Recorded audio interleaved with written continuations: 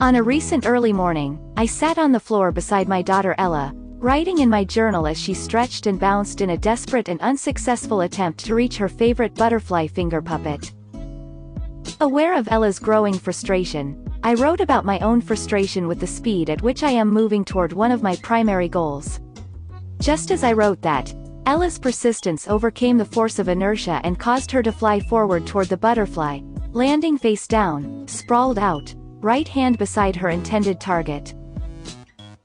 Unharmed, but startled by the unexpected manner in which momentum and gravity conspired to assist her desire, she began to whimper until I picked her up and, with a big smile, congratulated her on her courageous effort.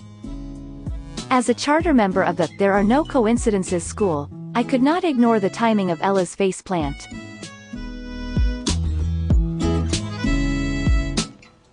Ella's desire fueled her actions and propelled her forward toward her goal.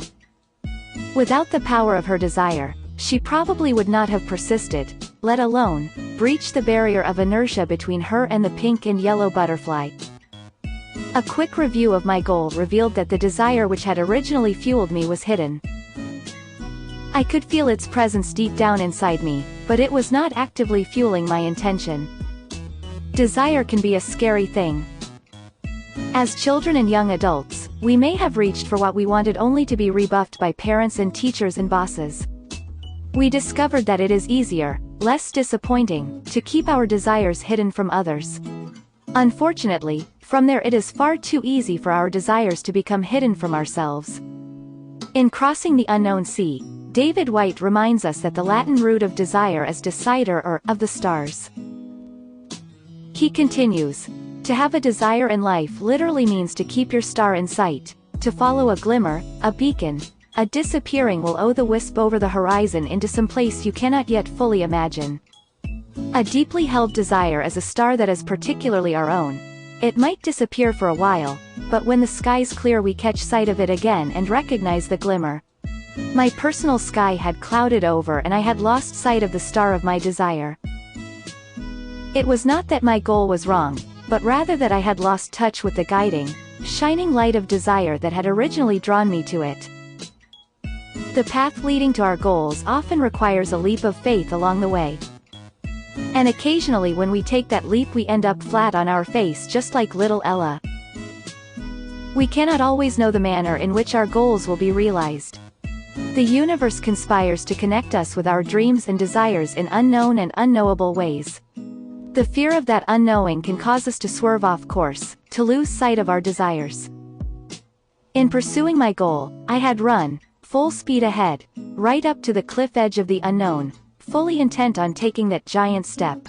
But at the last moment, when I saw how vast the chasm truly was, I bucked and skidded to a halt, peering frightfully into the empty space before me. At that moment, I became disconnected from my desire and driven by less powerful forces' need, obligation toward my goal. With Ella's help, I found my way back to where the sky above me was clear, and I could, once again, be guided by the star of desire.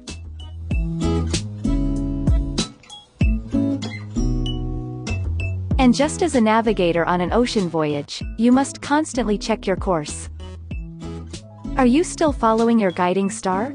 Is the goal you are pursuing still aligned with your desire? The sky may cloud over at times or become stormy, but when it clears, remember to look up, to locate your guiding star and determine if you have stayed on course or drifted off. Some months ago I received another valuable lesson from a wise teacher, this one a precocious 7-year-old girl.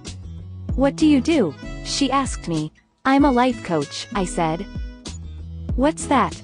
"I help people figure out how to get what they want," I explained, adding, "How do you get what you want?"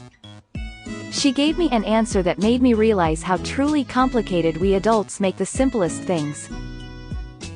With a little shrug of her shoulders, as if it was the most obvious thing in the world, she said, "I ask."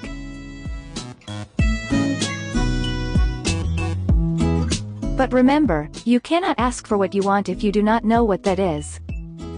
What do you want? What are your deepest heart's desires? By discovering and following the star of your true desire, you will find that your goals begin to fall easily and gracefully into place. Know what you want, Ask for it, and the path will be opened for you to receive it. If you enjoyed the video, please hit the like button and feel free to subscribe for more videos.